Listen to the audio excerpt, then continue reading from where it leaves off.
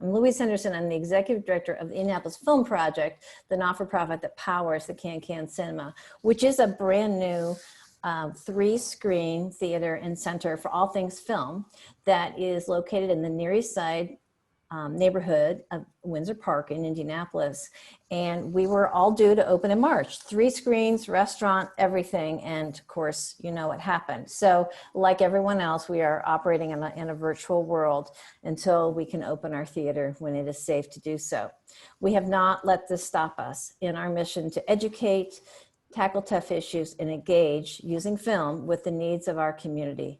I urge all of you to subscribe to our newsletter, the weekly, which comes out every Thursday. Check out our website, cancanindy.com, and follow us on social media to see all of the many things that we're up to. I want to thank everyone for joining us for this second in our 3 conversations on the series, on the topic of sexual assault in 3 different areas of society. A couple weeks ago, we talked about it, the issue on college campuses. Tonight, we're speaking about it in the military, and it's been postponed until our theater opens, but we'll cover the topic of sexual abuse in the hip hop music industry, all based off of movies made by 2 filmmakers, Kirby Dick and Amy Ziering. So a couple of housekeeping items. This is a Zoom webinar. We are not professionals, as you have all just experienced. So only our panelists are on camera, but we do want this to be a conversation. So we urge all of you who are attending to participate with us and share your questions and thoughts. There are 2 ways. You can either use the Q&A function at the bottom of your screen and post your question there, typing it in, or there is also a hand raise function, and if you want to verbally speak your question, you can hit the hand raise function. We'll monitor that and we'll let you know when we will unmute you so you can verbalize your question. We are trying to make all of these events accessible to all as best we can. 2 of the things that we are using in this conversation is a closed captioning service. And at the bottom of your screen, you will see that there is a closed caption option. You just have to click it to turn it on, and that should go on across the bottom of your screen. And secondly, for those who are low vision or visibility impaired, all of the panelists are going to briefly describe their physical selves so that you will be able to identify us as this goes on. So I'm Louise Henderson, and I'm moderating this. I have yellow glasses and shoulder-length dark curly hair. So that's who I am. So before I have our panelists introduce themselves, I wanted to summarize this film upon which this conversation is based, The Invisible War. This film, a documentary by Kirby Dick, who has made a series of social action documentaries, including The Hunting Ground. This film is not rated, and this year's film, On the Record. His film, made in 2012, The Invisible War, is a sobering and deeply troubling look at the issue of military sexual assault. The film shows us the story of several women and some men who were assaulted and raped by fellow service members while they were on active duty. Their fruitless attempts to report such attacks and the continued trauma that they experience as military command ignores, diminishes, or dismisses the allegations, and even worse, blames the survivor, blocks their advancement, discharges them without access to services, and preposterously but true, files charges against them sometimes. While rape and assault is an issue throughout our society, within the military, its structure and culture bring an additional set of problems that our panelists tonight will help us understand more clearly. I am deeply grateful to our panel. They have been so wonderful in helping me prepare for this evening. Most of them are veterans, and every day they are tirelessly working to raise awareness, aid survivors, and influence local and national government to pass legislation to bring about the badly needed change to address this very, very serious, traumatic, and life-changing issue that affects way, way too many service members. There are so many topics to cover, and I hope we get to many of them. I am interested to hear from our panel about their thoughts about the film, what has transpired since it was released in 2012, and what we can do to help push for real change. One last thing, sexual trauma is experienced by many personally, or we know or love others who have. I want to acknowledge that discussing these topics tonight can be difficult and troubling. I hope that we will all take gentle care of ourselves during this discussion and after, and if needed, that we each reach out to friends and family for support, that we employ self-soothing techniques and try to avoid coping strategies that have negative consequences. This is tough, but it's also important to talk about it because we are not alone and we all share this trauma, and we all share a responsibility to help those who have experienced trauma. So to our panelists, I'm going to start off with Penny Johnson. I'm going to ask you to introduce yourself, and all of you have amazing and brilliant and impressive biographies. So if you can give me just sort of a quick introduction of yourself, and we'll go through each one of you.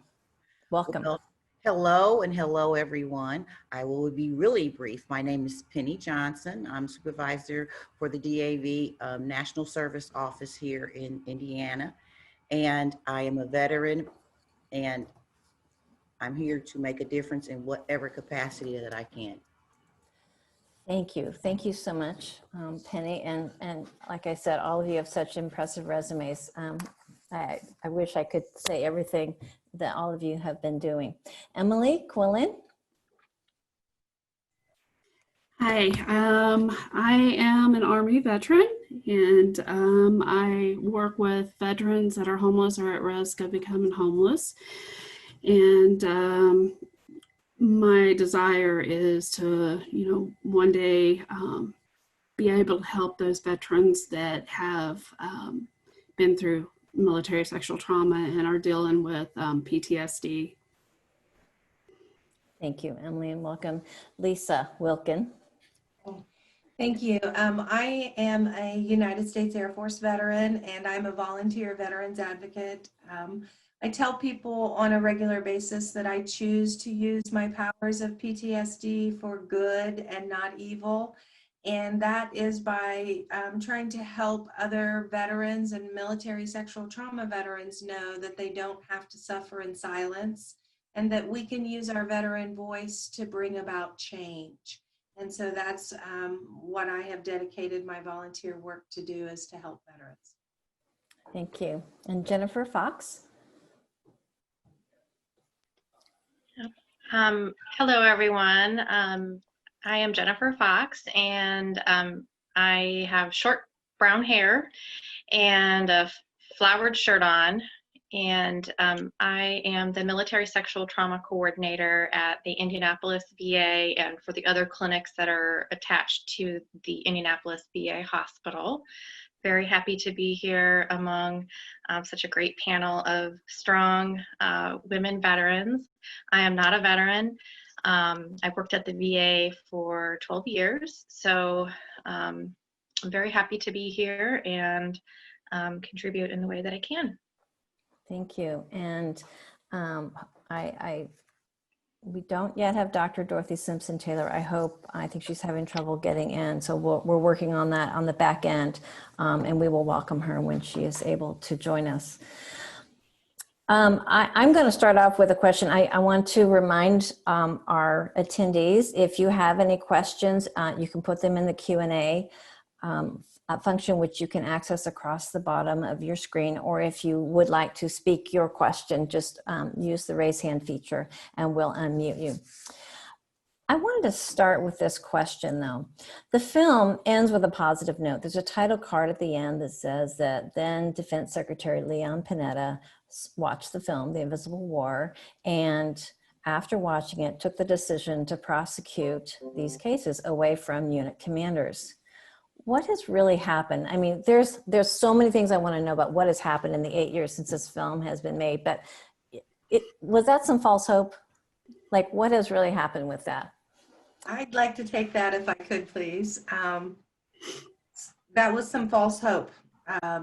There has been an initiative around for many years to take the decision of who is prosecuted for military sexual assault from the chain of command and give it to the base prosecutor on that military base. Because we've seen time and again where sexual assaults are not prosecuted because the chain of command has a lot of different reasons why they may choose not to prosecute those cases. It could be that the person that has been accused is a very integral part of the duty station. It could be that they're buddies with someone in the chain of command. And another thing people don't think about is that it is looked upon sometimes as a failure of leadership within that chain of command that happened underneath them. So if they can adjudicate it and deal with it in a way that doesn't classify it as military sexual trauma, it doesn't look bad on their long-term record. And because of that, we're not dealing with the issue at hand. Because let's be very clear, our men and women who serve and wear the uniform honorably, they don't want this happening to their brothers and sisters. And I did say brothers, and we need to acknowledge, as the invisible war does, this happens to more men than it does women. They just tell less than we do, and they most definitely suffer in silence. And so we need to have a change within the Department of Defense of how they handle military sexual trauma, because how a trauma survivor is treated immediately after that trauma occurs helps determine how that trauma will affect them over their lives. And because the DOD handles this in the way that they do, they just re-victimize these men and women. And the film clearly depicts that. Mm-hmm, mm-hmm. And so there is an initiative currently in the Senate, authored by Senator Kristen Gillibrand of New York, called the Military Justice Improvement Act. And there is a new initiative in the House, sponsored by Representative Jackie Speier from California, the Vanessa Guillen Act. And I'm hoping there will be some positive and meaningful movement, not just what we got before, empty promises to give us those warm, fuzzy feelings in hopes that we go away. But in the meantime, look at how many men and women's lives have been impacted because of military sexual trauma, and negatively continuing to be impacted because the way the military handles it. Mm-hmm. And we need change. Mm-hmm. Piggyback on that, Lisa. So for me, my chain of command, a person on my chain of command sexually assaulted me. And, you know, that's something that you don't report, you know, especially back then. And now, you know, this initiative, it's just not, it's not done that way. And, you know, it's still reported through the chain of command. And a lot of soldiers are not going to do that, because a lot of the times that the sexual assault occurs, it's from somebody in their chain of command. Mm-hmm. Mm-hmm. So, you know, one of two things happens. I mean, you report and, you know, it follows you for the rest of your career, or you don't report and it comes back to bite you. Mm-hmm. So the Secretary of Defense at the time said he was going to do it. He didn't accomplish it. Legislation has been proposed, I imagine, multiple times. Is that just the military pushing back? Like, why is this so hard? That may be too obvious of a question, so don't laugh at me for asking it, but you know, you just think it's been 8 years since this film came out.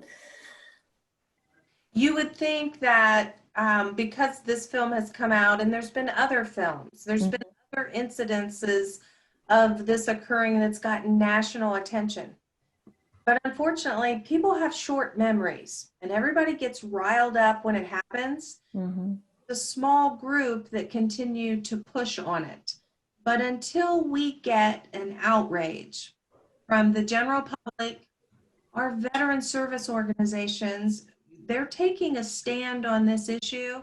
They need to take a hard line on this issue and point out that military brass, which is who our legislators in Washington look to for guidance on this, is the reason that this is still such a problem, because they do not want to admit, think about it, they make this change now, they're going to admit that all of the other initiatives that they've tried have really just been Band-Aids and have not been successful. No one wants to admit that they've tried and have continually failed, especially our military leadership. Mm-hmm. So I did report I was raped in the military, and I did report it. I was young and I believed in the system. And I went through that system, which was absolutely horrendous and re-victimizes you. And what it ended up was he was given an other than honorable discharge in lieu of court-martial. And I was told, Lisa, I can prove he raped you, but the rape wasn't violent enough for him to get any real jail time. I was 22 years old, already traumatized, and to have your commander explain that to you, it just reinforced that I was definitely government property and I didn't matter. And so that made my recovery and what I suffer from today worse, because you can heal from the physical damage of military sexual trauma, and you can learn to live with the emotional damage of military sexual trauma. But what this film demonstrates, that the level of trauma is so heightened because of the way you're treated, and you can't leave. If I had worked at a bank and my coworker had assaulted me during work hours, I would have gone to the police and reported it. They would have investigated it, and a prosecutor would make the decision of whether or not that's prosecuted. It doesn't work that way in the military. And I would have left that job at the bank I was working at. But as this film clearly demonstrates, you can't leave. You can't get away. You have to stay and every day put on that uniform and serve honorably. Yeah, that feeling of being stuck just really, really was a gut punch. Penny, do you wish to add to that or take it in a different direction? Because there's so much we can talk about just off of this.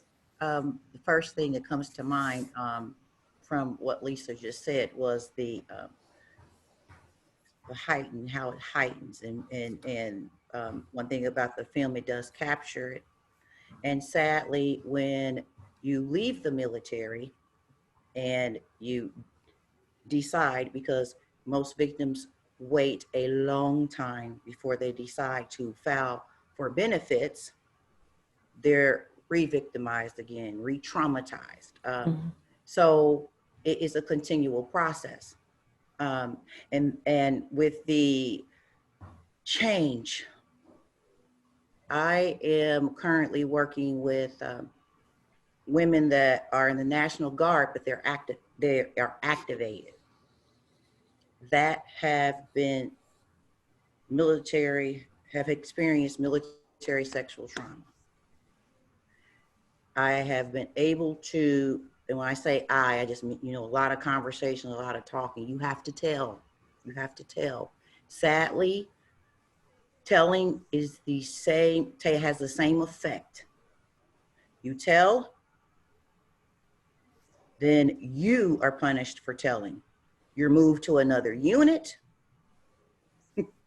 or to another post. If you are up for promotion, you are flagged. So you cannot go get mental health treatment, because if you do, you're flagged. And one of the ladies that I'm working with, when she was in Iraq, when boots touched down, when they received their briefing from their commander, part of their briefing was to take care of the men. Oh. How do you react to that? Yeah. So. Yeah, that's, I like in this day and age, particularly. Jennifer, did you want to add anything to what these women have I said? think they've all had wonderful comments, and I agree and understand. I hear very similar stories from the veterans that I work with.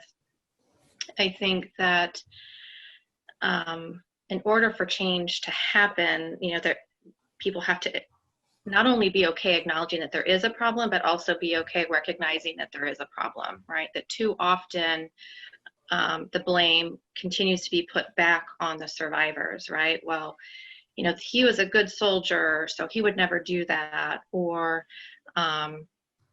otherwise kind of like dismissing the responsibility from the perpetrator and putting it somehow on the person who has survived. And so it benefits the military, that to keep, I guess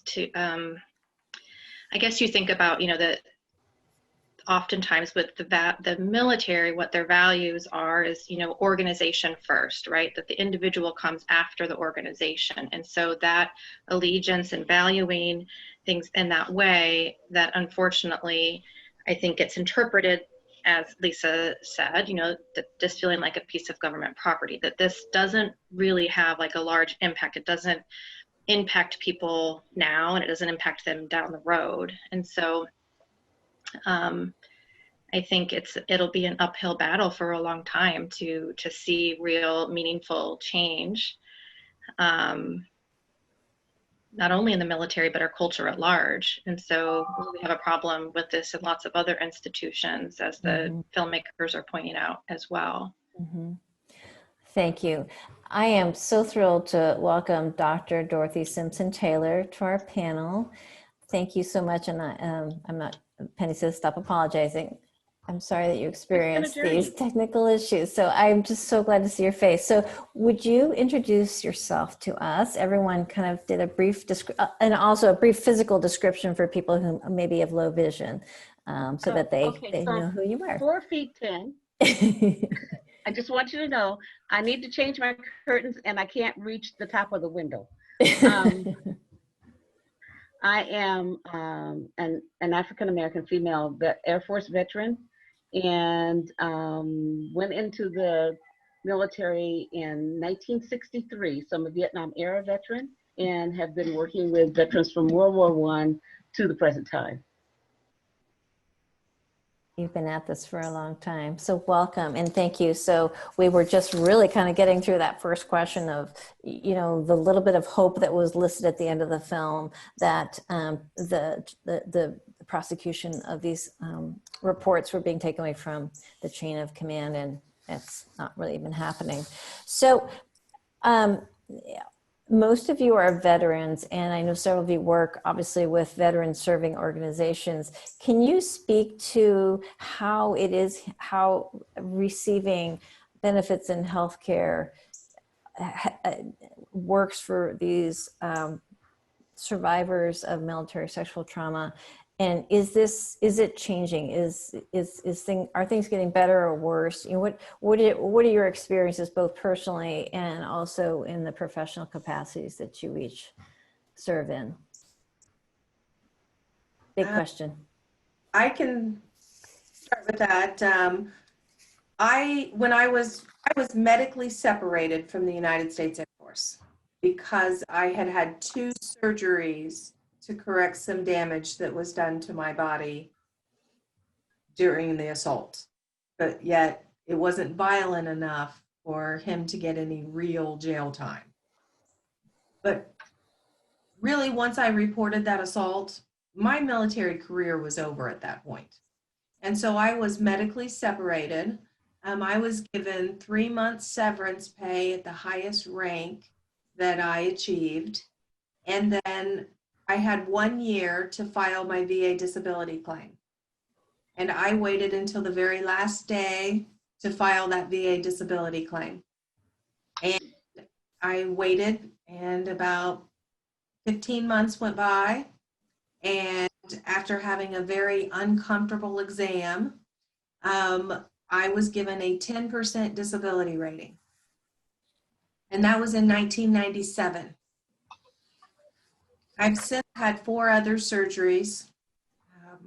I've had a complete hysterectomy, and I got my final accurate rating for my VA disability compensation in 2012. And it took from 1997 until 2012 of continuous appeals, filing of, and I'm not even exactly sure of the process of how it was completed for me, because I had a service organization, the Disabled American Veterans, and it wasn't Penny that did it, it was one of the people in her office, but they were my advocate. And honestly, if I didn't have an advocate helping me, I would have never have gotten the benefits that I've earned, and I wouldn't probably be here today. And if I didn't have an advocate at the VA regional office and at the VA medical center, the previous military sexual trauma veteran or coordinator, if she wasn't in that position, I wouldn't have any children today, because they would have taken my uterus much earlier than they did. And so the disability compensation process is a difficult process. And that's Penny's specialty. I believe she might be able to give some insight of how difficult it is. Mhm. So I'm muting my mic. All right. I'm trying not to get emotional because it's very difficult when I've been with DAV now for 7 years, and once I reached a point in my career journey that I began to sit down with my fellow veterans until today, every week, I speak with someone that is going through the claim process with the VA. And for me personally, there's so many horrendous pieces of it. However, on the veteran side, my fellow veteran that I'm working with, on their side, I can only sympathize with what they're going through because I'm not walking through, right? So first off, you file a claim. And if you file a claim without a veteran service organization, you don't know all the requirements that it takes to get the service connection. So a lot of times people file claims for military sexual trauma, not knowing that military sexual trauma is not a rateable condition. It's not a disability. PTSD, or whatever the mental health condition is that you suffer from because of the military sexual trauma, is the condition. So veterans that file, you don't know, but you file a claim for military sexual trauma and you're denied if you claim it as military sexual trauma.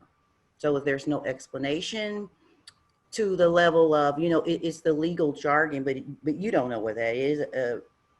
I didn't even know until I start working here, right? You have no idea.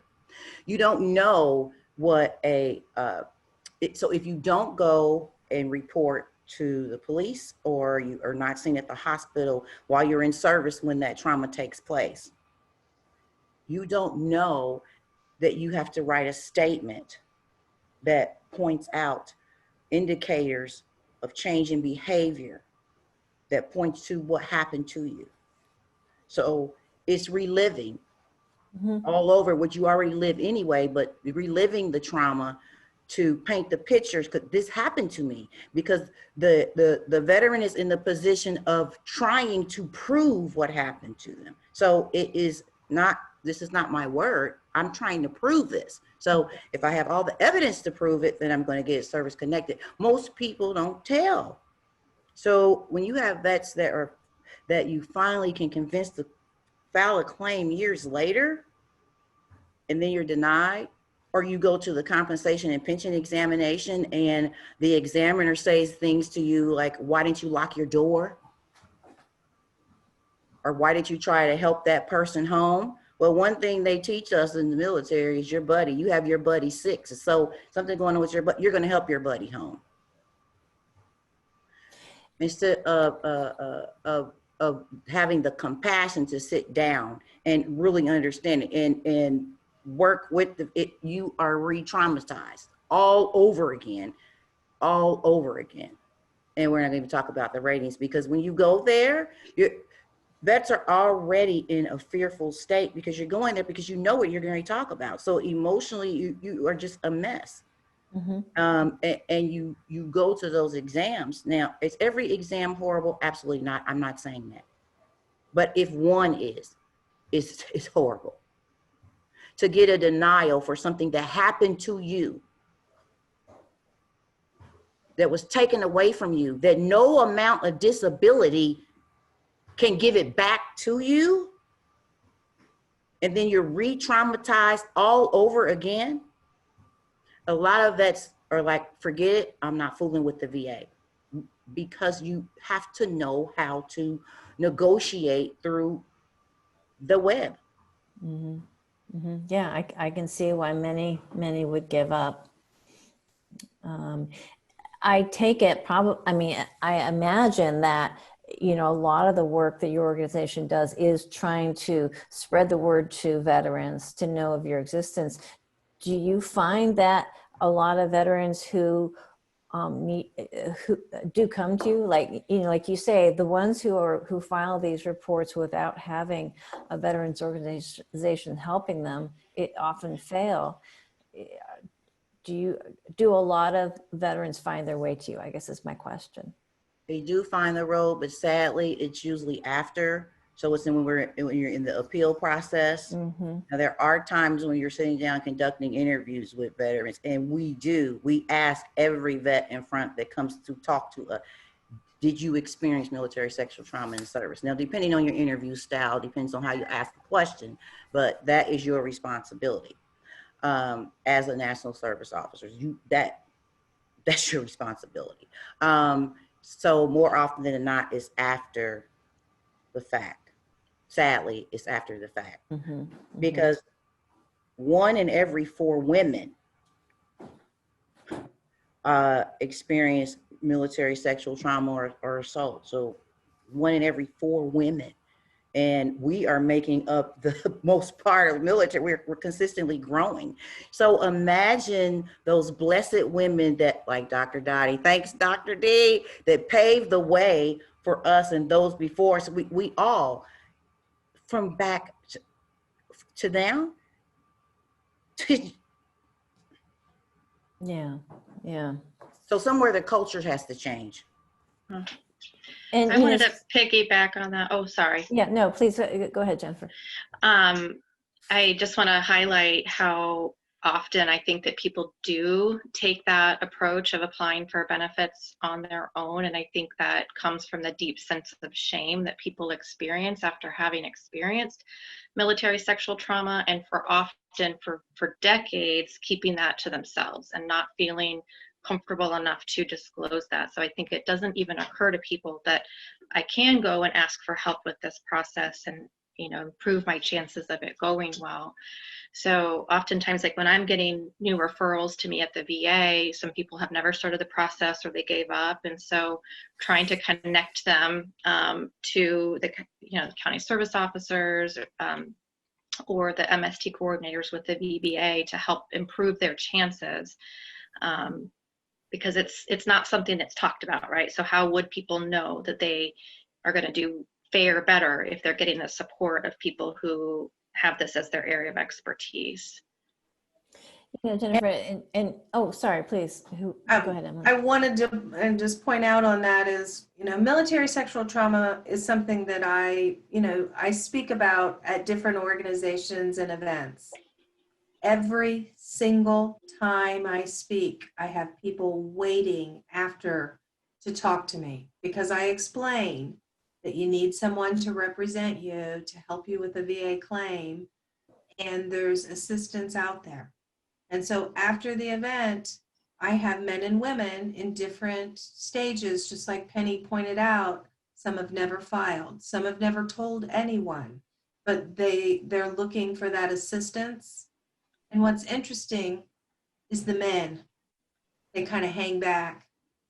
They won't make eye contact with you. Even me being a rape survivor and just sharing my experience with the room, they still hold such shame that they can't acknowledge. They can't bring themselves to say the words, but they'll say, me too. Or they'll say, and they make a gesture. And I know what they mean. And then I will help them find the words to be able to speak to someone like Penny or some of our other service officers that we have a developed relationship, because people like Emily and myself and Dr. Doty and Penny, we know the people around the state that can compassionately and in a positive manner sit down and help these veterans get the benefits that they've earned. And so I want to say thank you, for having this event this evening, because it's conversations like this that helps take the power away. I didn't used to be able to say the word rape, could not say it associated with myself. I'm a military sexual trauma veteran. I'm a sexual assault survivor, but I didn't want that R word associated with me, because that word brings with it all the ugliness that the violent act brings. And I didn't want people to just associate that with me.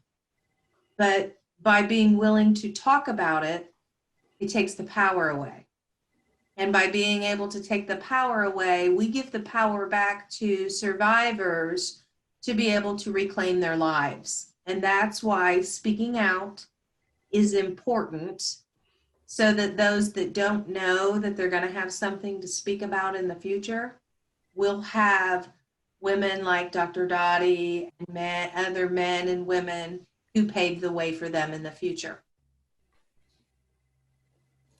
Dr. Doty, because you are a veteran of the Vietnam era, and you said that you have been working with veterans going all the way back to the World War I, can you give us a bit of an historical context? This has always been present and never acknowledged. Has it changed over, like, what's your experience of military sexual trauma? Wow. Over. Let me just say that I can go back to World War II, actually, but the woman who co-founded Sister Soldier Network with me is a Korean era veteran, and the things that she saw and that she experienced, she has not admitted to her own sexual assault, but she has alluded to the experiences that other women had. First of all, she was an African-American woman, and maybe, when she got to her army base, there were like 60 Black women and 5,000 Black men. And so she had to deal with a variety of things, and the women were not considered, as you well know, when women are assaulted, it's like we ask for it, because, and it's not that you just said it, but you were just there physically, so therefore you must have asked for it. So in the history that I have, I can talk about the intersections of racism and sexism and and how sexual assault works. And I'll talk about that at some other time, but right now I'm thinking about a woman that I interviewed at 60, when she was 67, and she was a cook. And she's a Vietnam era veteran, early Vietnam. And she was one of the first cooks. And she worked with 7 men and her first assignment, fresh out of basic training. Those men ran trains on her. And if anybody know what a train is, if you listen to this, you need to understand what a train is. Everybody get a turn. That's what it is on a regular basis. And she reported it, and she was told, these men have families. And she was left at that assignment for the next 6 months. And of course, it just continued. At 67, this was a woman who had 1 child. She despised men. She still hated herself. She was still having nightmares and her trauma and stress was off the chain. She drove a truck because she didn't want to, she felt like she needed to be by herself. I can only say that if I start there and come forward, I can tell you about other women, the whole issue around Black women and the whole issue that somehow if you're Black and female, according to the mythology about Black women, is that we're sexualized anyhow. We're sexualized in terms of misuse of our bodies, but we're masculinized in terms of everybody gets to work us to death, pay us less, and fire us and mistreat us on the job. So that's a whole nother word that's called misogyny, MISOGYNOIR,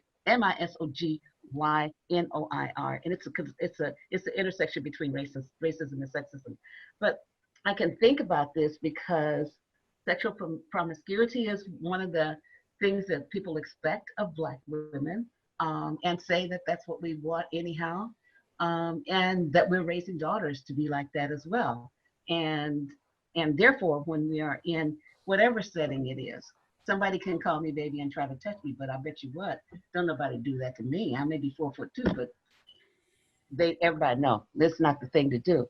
But the thing about this, as I think about this and I move forward from Korea to where that woman was, the first woman that I was talking about, she was with a Black male and she was told, well, he can't do nothing for you no how, and why would you want to hang out with him? This was the system talking to her. And so then she was a witness to someone else's situation that marked her. And then when she got out of the military, she had daughters. This woman was like a hawk over her daughters. Then I can think about another woman who was in Iraq, Afghanistan, and a couple of women, and they talked about one woman lost all satisfaction, orgasms, she couldn't feel anything. Another woman talked about, well, I'm there and everybody's expecting me to be public property anyhow, I might as well just go ahead and do it and get it over with so I can get my job done. Another woman who was an intersection between Vietnam and Afghanistan, that era she was still in, she was into denial. So for years, she just denied that she said, I don't know anything about it. I remember distinctly this woman, nobody talks about this study. And then one day, out of the blue, she just started talking and it was cathartic for her. And she started having a conversation about how painful it was. And then this year, two things happened. I lost a woman to suicide, who had obviously been, and she wasn't in the state. And I say I lost her because I talked to her last year. And the demons that followed her had assaulted her to the point where she could not stay sober. And I think about all the women who cannot stay sober, they cannot stay straight. And every time she thought about what was going on in her life or what had happened to her life, she kept undermining her own success because the trauma was too much. And then I think about the mother that I met who was, and I have a cousin who was in the Navy who doesn't talk about this. Before I go to the homeless lady, a cousin who was in the Navy who doesn't talk about this. But when she's gorgeous, she was a gorgeous woman. When she went into the service, almost immediately, she was assaulted. And she had a son and she never wanted to touch her son. Being around her own child was too much for her. I say all of this to say, it impacts people in different ways, but trauma is trauma is trauma. And one of the things that we have to, as a nation, get a hold of is this notion that when women report trauma, when women report, like Vanessa Guillen, she told her family about it. And nobody, and then they kept, and I know she must have told somebody that she was being sexually harassed. People, you know, sooner or later you're gonna say it to somebody. But nobody wanted to intervene on her behalf. When we can have a senator in the U.S. Congress say, and she was an officer, I was a victim of sexual assault. And people still say that there's something wrong with us for reporting it. I'm sorry. Let me help you out, because obviously you need to be trained. So you asked me, Lise, did I have a little history to tell? Those are the kind of stories that I hear. Those are the kinds of things that impact my life. And that's why I'm driven to do what I do. Well, and thank you for that, for all of you, for all that you're all doing. You know, there's so many women entering the military, and they're becoming such a larger and larger percentage. How aware are they of the, I don't know, of what they're walking into? I'm going to say this, they are not aware. Nobody is able to sit down and tell them, you know, hey, you know, you can go into the military, but you've got to watch out for yourself. You need to have a friend, a buddy that you're going to, you know, be around 24/7. Because if you're not around that buddy, it will happen. It can happen.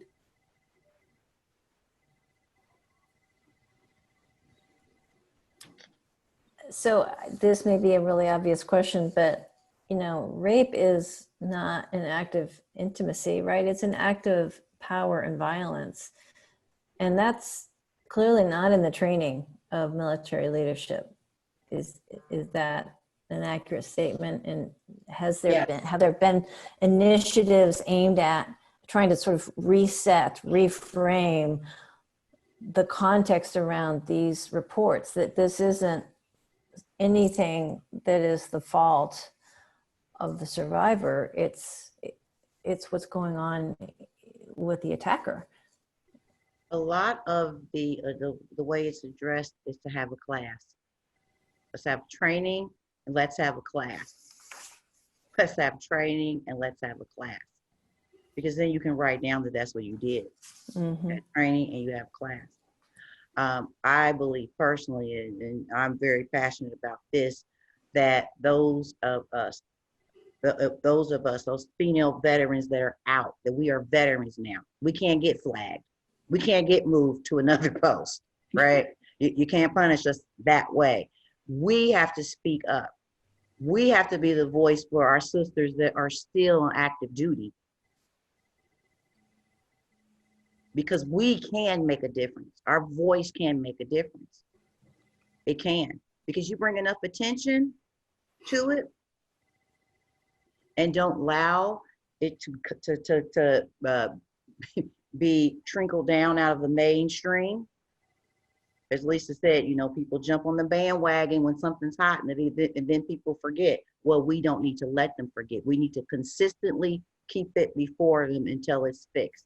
And yes, it's going to take time, but we have a voice and we need to use it. And you didn't do anything wrong. That needs to be the message. Like, that's what I say to them. You didn't do anything wrong. And if I could, I'd go beat them up. I say that a lot. Just know that, everybody. But you didn't. So let's do this thing together. Let's get them together. And here's the thing about women. We get together and we make a difference. We do. We start the fire. I'm not taking anything away from men, but we do. We can start the fire and light the flame. We can. Sister to sister, here we go. We're going to make this happen. And I think women have persistence as well, Penny. Go ahead. Sorry to interrupt you. Something also on that about, speaking out and reporting, that helps us to educate our men and women who are thinking about going into the military about that possibility.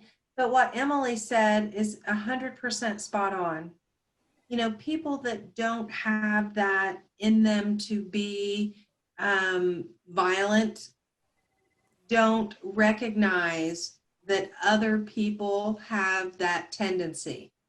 And when you're in the military, you come on base and you have to have that ID card to get on base, or your sticker, and they wave you in, and they've got those M16s on their shoulders, and it gives you a false sense of security. You also believe that, in basic training, I'm an enlisted female, so in basic training, they tell you, just like that college, statistics course said, look to your right, look to your left. At the end of this, that person may not be there. But in the military, what they tell you is look to your right, look to your left. The Air Force you didn't choose the Air Force. The Air Force chose you. And so you assume that those people are wearing the uniform honorably like you are.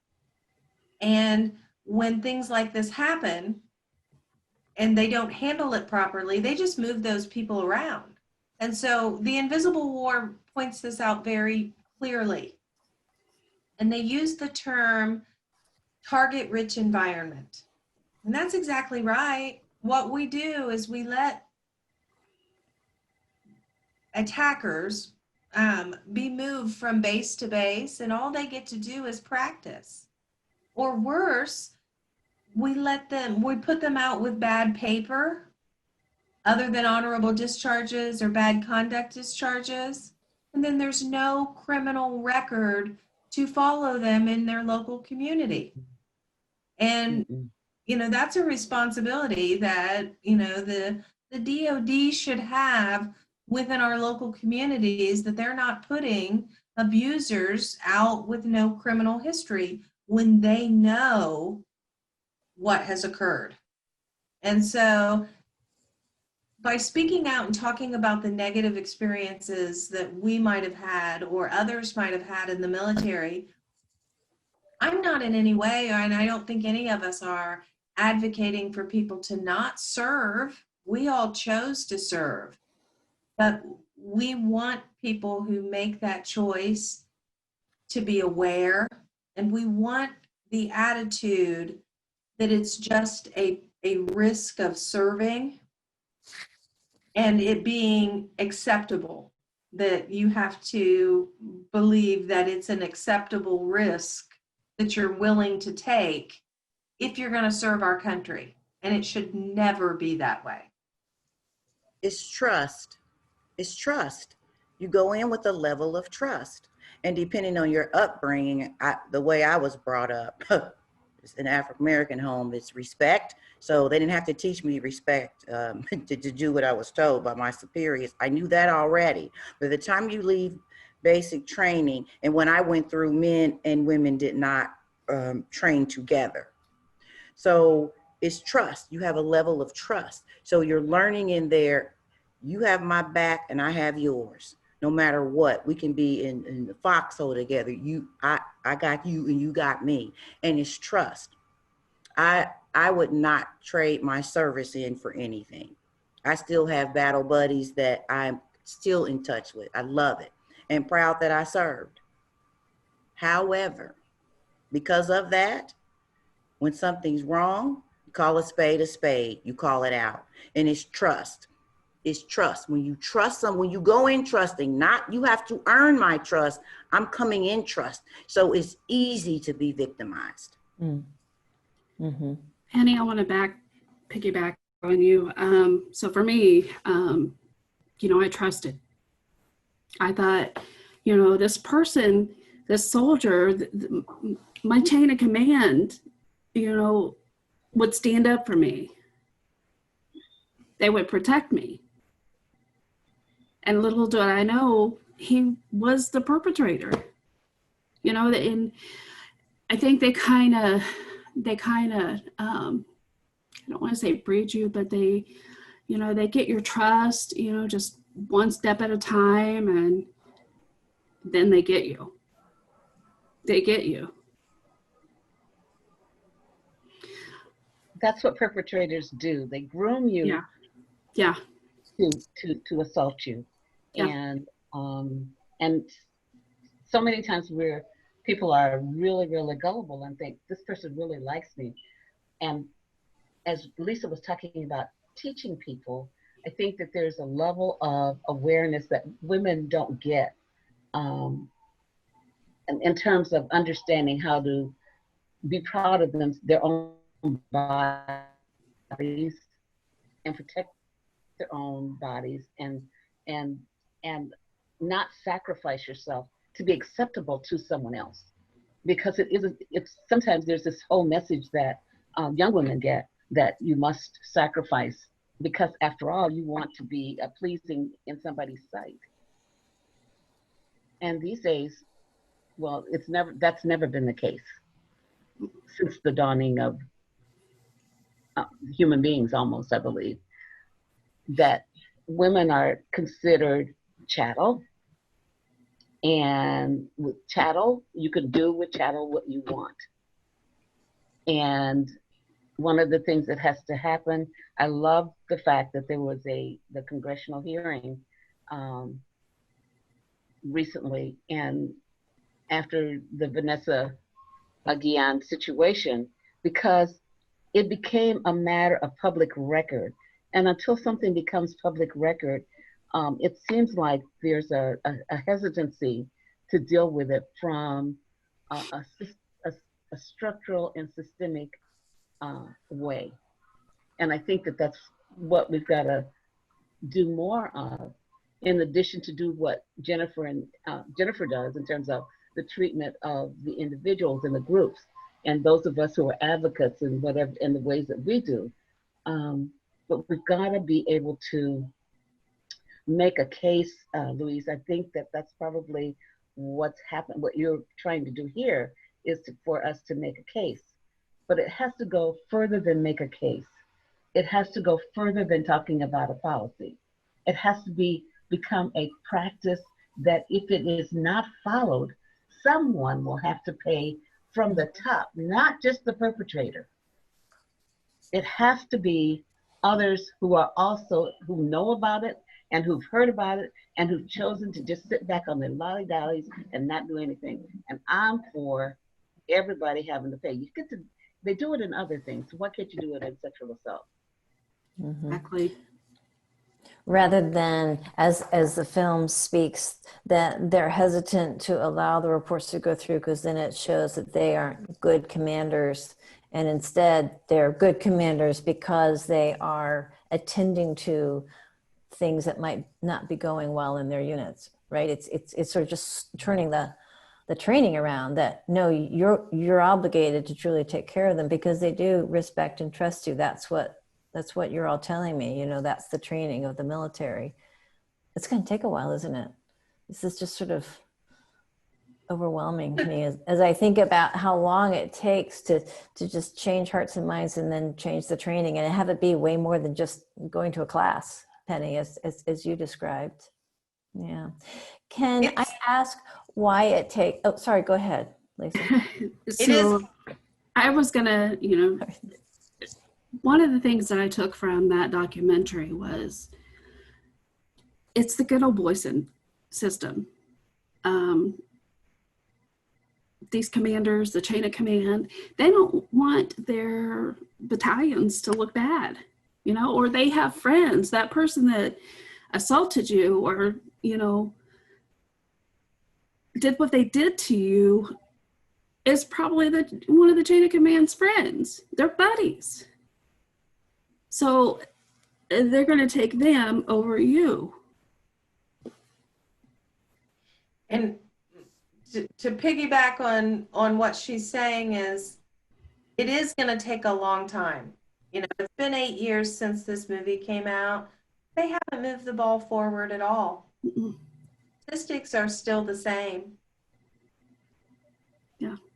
We've seen over the years, in the mid 90s, Congress and the DOD came up with a DACOITS, the Defense Advisory Council on Women's Issues in the Services. Mhm. And it's a nice committee, and they put a report out in the mid-90s about the treatment of sexual assault survivors in the military. And it's a pretty scathing report. And it was that report that brought around the sexual assault response program, so that we have sexual assault response teams, at military installations around the country. There are sexual assault response nurses in our VA, in our military hospitals. But the number of sexual assaults hasn't gone down in that time period at all whatsoever. So having those response teams, having the training and the classes hasn't really made any meaningful change. And I believe it has helped people to become more complacent about the issue, because they do talk about it and they do throw these buzzwords around of what they're going to do. And one of the changes they came up with within the DOD, there's 2 ways to report military sexual trauma: restricted and unrestricted. Restricted reporting means you report it, you can get health care and assistance, but it's not investigated. Unrestricted reporting, you report it, you can get health care, they investigate it for the crime that it is. The fact that we have to have 2 ways to report a violent crime tells us that there's a huge problem with retaliation. Hmm. Be retaliated against when you tell. Because there is a don't ask, don't tell policy. They don't ask, you're not supposed to tell, because you're not supposed to dishonor your unit. And when you do, there are consequences for that. You're moved to a different base. You're moved out of that duty section to a different duty section, to something that's undesirable. And so there's an unspoken message in the military about not reporting because of the consequences that come from it. It's just like asking for mental health care. You don't want to do that because then you're going to be flagged. A lot of military sexual trauma veterans are also counseled when they're active duty, don't tell, because they're not going to do anything about it. And then you're a target. Because once it's happened to you once and they didn't do anything about it, the likelihood of it happening again goes up exponentially, because they didn't believe you the first time. So now somebody else is going to, what Emily said, get you. And you're re-victimized. And then you don't tell. When I reported my assault, I had friends, they offered, Lisa, we can handle this for you. He's out one night downtown on a Saturday and gets beat within an inch of his life in some back alley in Omaha, Nebraska. And we'll make sure we let him know that this was for Lisa. I'm not a criminal. I don't want someone to commit a violent act on my behalf. I was naive. I believed the system would work.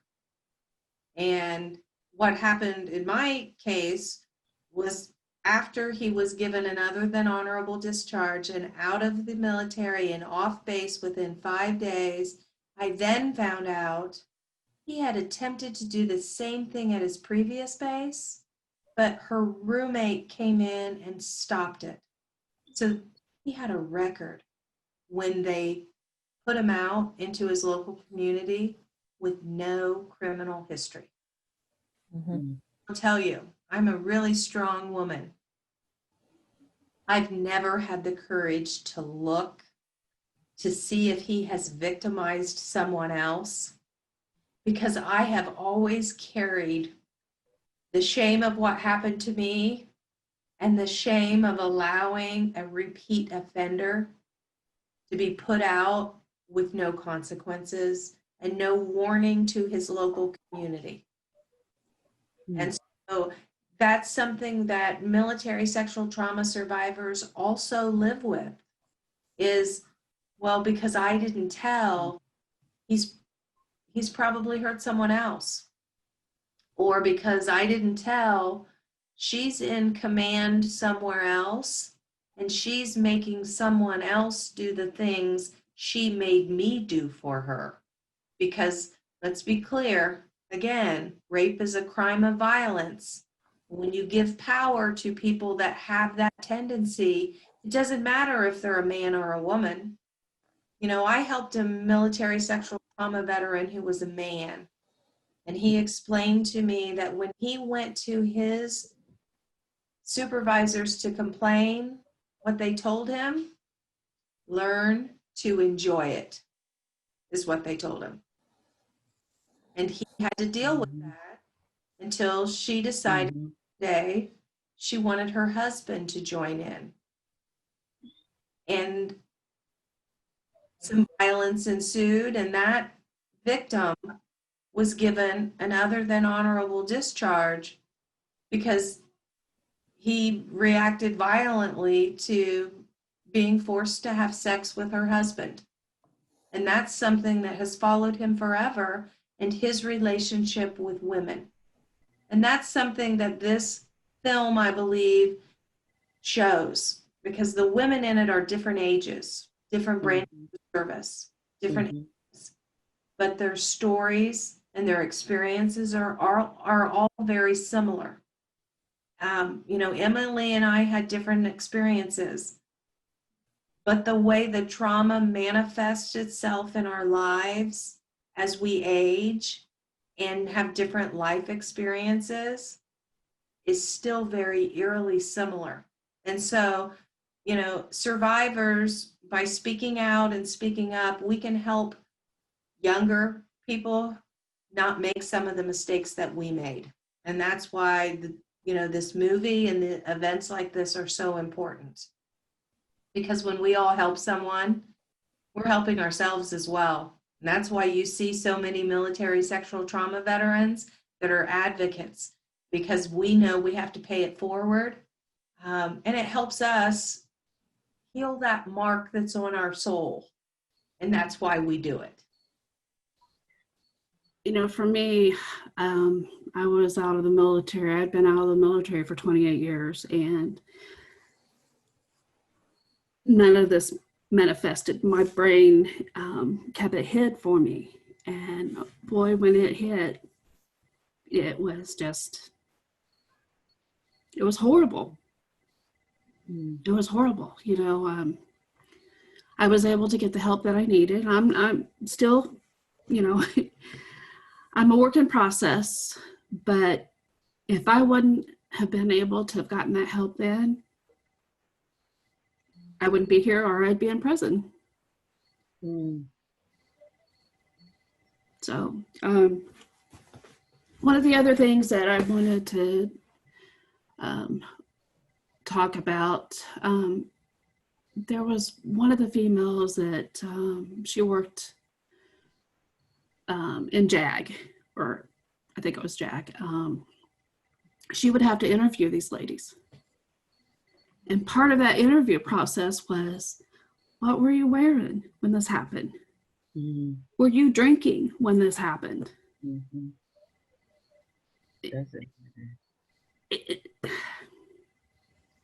It shouldn't matter. No. I seen a picture on Facebook last year. It was kind of like a museum of what they had clothing in there, of what sexual assault persons were wearing. You know, it went from bathing suit to, you know, street clothes to a military uniform. And it shouldn't be that way. Because that's not what it's about. No, it's not. It's power and violence, not what you're wearing or whether you've had a drink. Exactly. It should not matter what I was wearing. It should not matter if I was drinking or not. You know, when that person came in and, you know, takes advantage of you, it's not your fault. And, you know, that's something that I lived with too. I mean, that was one of the first things that, you know, kind of popped out. Why didn't I say anything?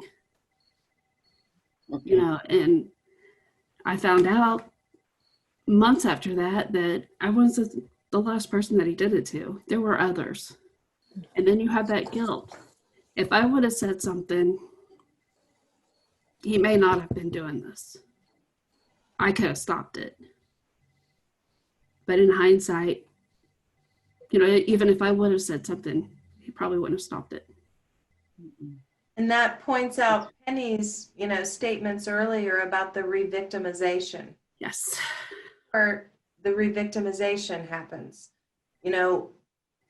I was taken from the emergency room to the Office of Special Investigations on the military base in a room that was about maybe 6 feet by 10 feet, just like you see in the movies with the two-way mirror, just like on television, with two men. And they made me go through my entire sexual history from the time I lost my virginity to the night that I was raped. They asked me questions like, were you ever aroused during the assault? Now, this was before there were sexual assault advocates allowed on base, and they wouldn't have the civilian advocates on base. And I was 22 years old. I was new to the military, and when I had good order and discipline, and when they ask you a question, you answer it. And so I answered it. And I still, at times, have a dream. And I hear the voice of that officer asking me, how do you have a shot and a half of tequila? Because I had to explain if I had had anything to drink that night. And I explained I had had a shot and a half of tequila. And they questioned, how can that be? And I explained, I was in a room, and in the military, when you live in the dorms and someone new comes into the party, the word social is expelled and everybody in the room does a shot. I was pouring the tequila for those social shots. So I did a social, and within 5 minutes, a new person had entered the room and another social shot was called for. And I knew I was not going to be able to swallow another shot of tequila or I would be sick. And so I only poured mine half full. And that's how you have a shot and a half of tequila. And I distinctly remember explaining that to the OSI officers in that small room. But I left that interrogation traumatized because of what they just put me through with no advocates. And they drove me from that interview at OSI, and they dropped me off on the curb in front of the dormitory that I lived in, which was where I was assaulted.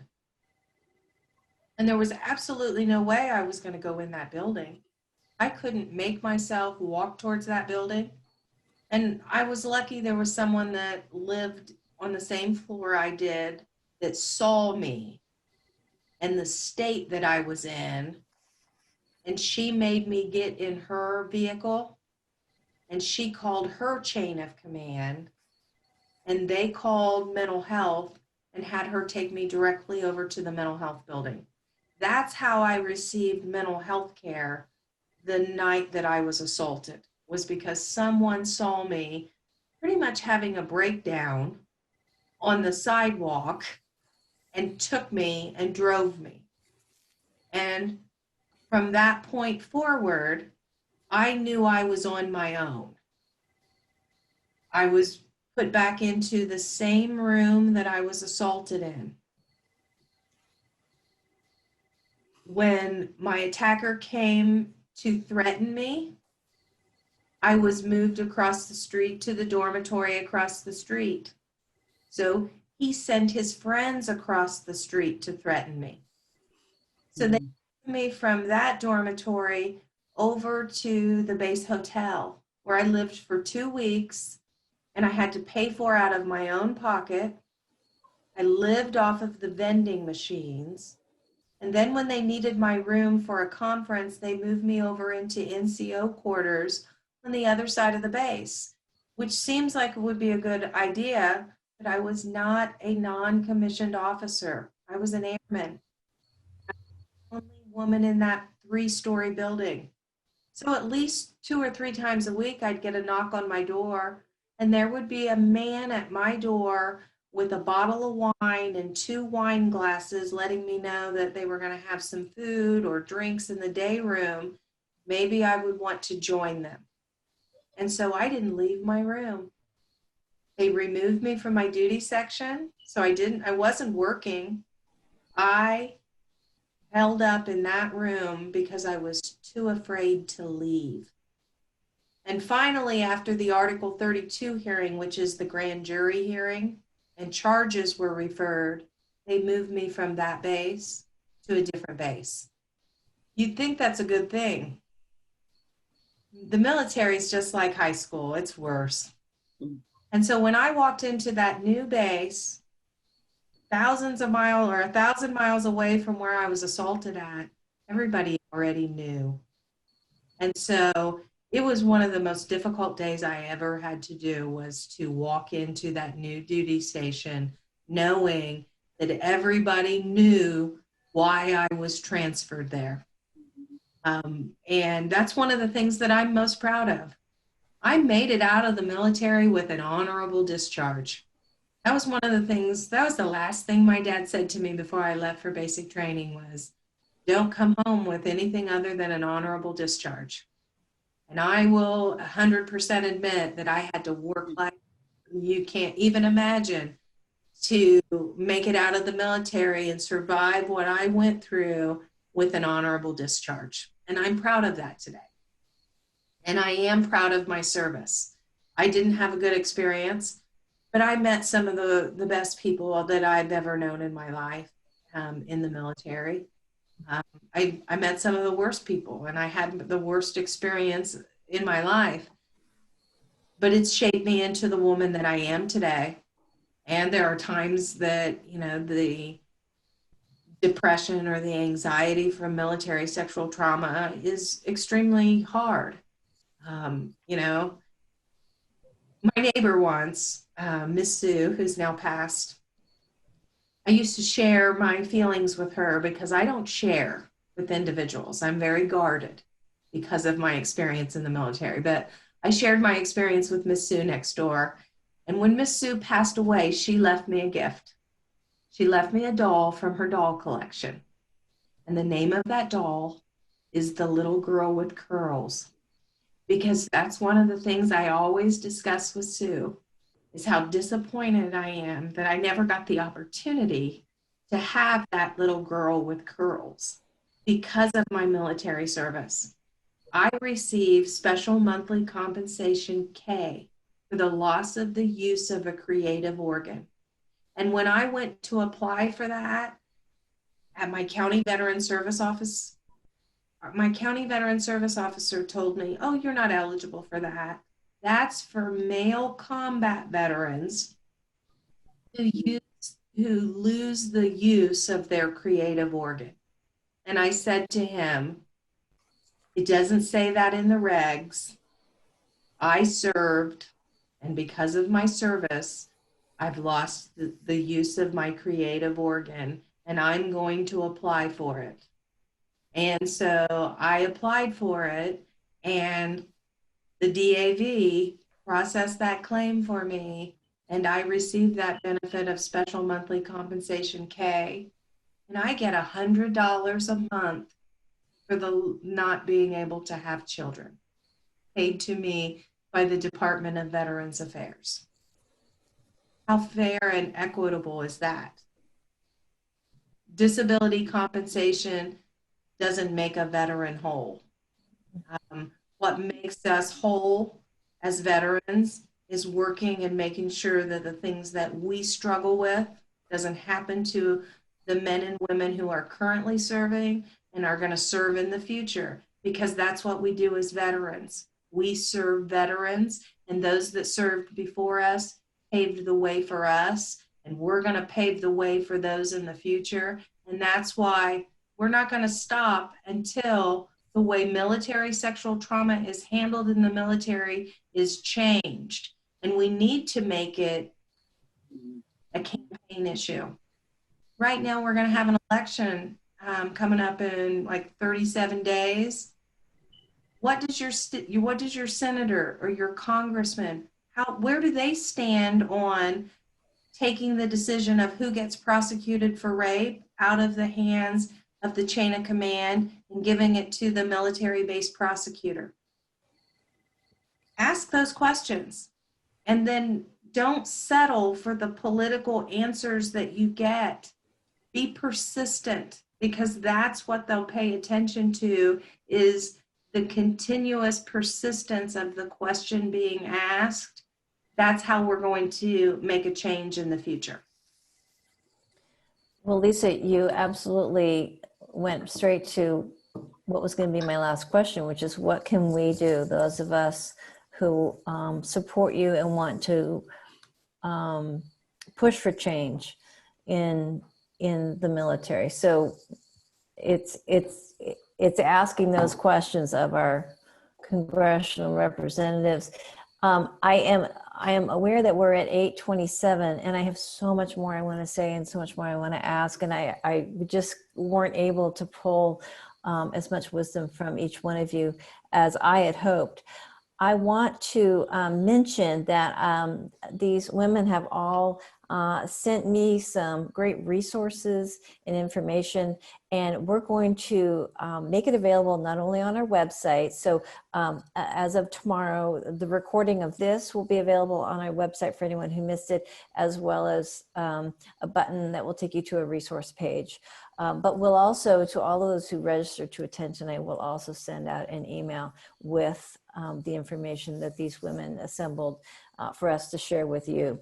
So I want to ask one question, and in hopes of maybe taking us out on a note of optimism. And I want to ask each one of you, what gives you hope? And it doesn't have to be specific to this conversation. It could be about anything in your life. But I would just love to end with something that we can all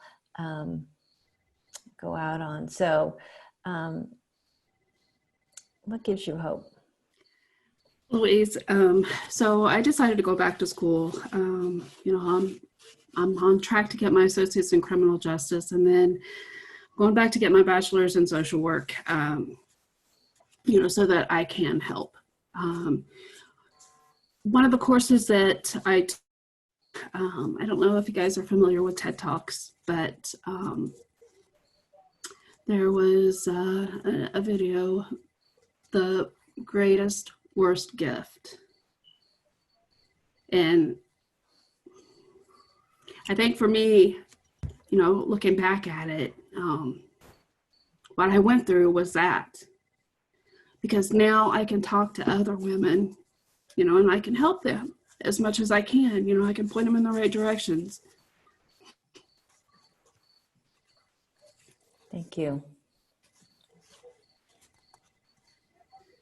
Emily, I just want to say thank you for that. And also, don't you say, that you want to get your degree so that you can help. You already are helping, right?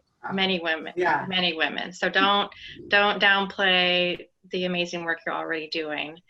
And I would say one thing that gives me hope is just seeing people here talking openly about it today, that how powerful that is, and seeing the healing, the incredible power of people coming together to heal from these things. That absolutely, it's a trauma that nobody wishes on anybody, and how resilient people are, and how through especially reducing the isolation that comes with MST, joining together and being able to talk openly about it and support one another, and seeing just the transformations of people when they're able to work through their healing process, gives me incredible hope. And I feel honored that I get to do that in my job. that people are willing to be vulnerable and share those things with me. Thank you. What gives me hope are the good people that I meet working on veterans issues. You know, I mean, you don't always meet sometimes the nicest people when you work on veterans issues, and not everybody is always accepting of, you know, hearing a woman talk about veterans issues or talk about military sexual trauma, because it makes people uncomfortable.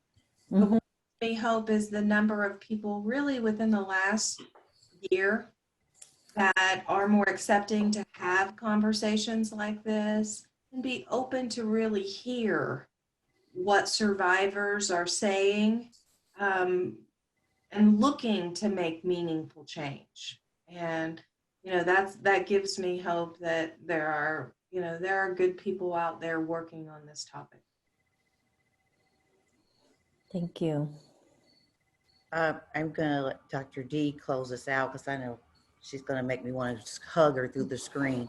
So I am going to, what gives me hope first and foremost is sweet Jesus. Secondly, what gives me hope is that just knowing if I can make a difference in one person's life, that I've done what I'm supposed to do. So that's what gives me hope. Thank you. And thank you for persisting, all of you. So Dr. Doty, please share what gives you hope.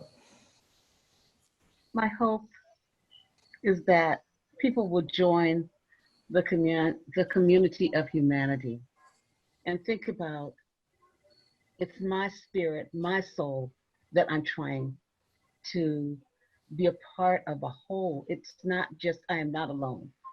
We are never alone. And that people would think in terms of, what does it feel like to love and to care and have compassion for others, and then fight for their rights, whatever that may be. And stop trying to cover up when you know people are being crazy and messy. That's my hope. But for real, this compassion and love for this community of humanity. We know what's right. We know the difference between right and wrong. It's not my friend if you allow me to do wrong and never say anything to me about it. You're not my friend. So that's what I want to see. Thank you. Thank you so much. And thank you to all of you for your willingness to join us, for your bravery and sharing your words for us tonight, and for the work that you're doing every day to help those, and all of you for making such a difference in those who whose lives have been irreversibly affected. So I just wanted. Can I just say one more thing? Yes, please. Ann Stack had sent some things on chat, and I just wanted to acknowledge it. And we looked at what you had sent, and I think that we all, I hope that we all can agree that the Invisible War was in 2012. We've said that not much has changed, but we're still hopeful that change will occur. And you talked about that there's some legislative committees and that's where we need to really begin to actually talk about it, as Lisa was saying. If we want change, it has to be systemic and structural. And I would love to see more people actually in that process. So thank you, Anne, for contributing that information. And thank you, Louisa, for giving me this moment. Well, thank you. Thank you to all of you. And I just want to end with, we talked about some really good things tonight, and I want to acknowledge that and urge us all to take care of ourselves and to seek the help and support that we need, because these are human lives, and none of us, any of us who have compassion, can't help but be touched and troubled. So thank you to all of you. Thank you to those who joined us, and and for the goodness that is in this world, even though there's an awful lot that is not good. So my thanks and blessings to all of you. And I hope one day that we will be able to meet all in person. So thank you so much. And thank you to everyone who joined us this evening, and have a good week. Thank you. Thank you. Thank you. Thank you. Mhm.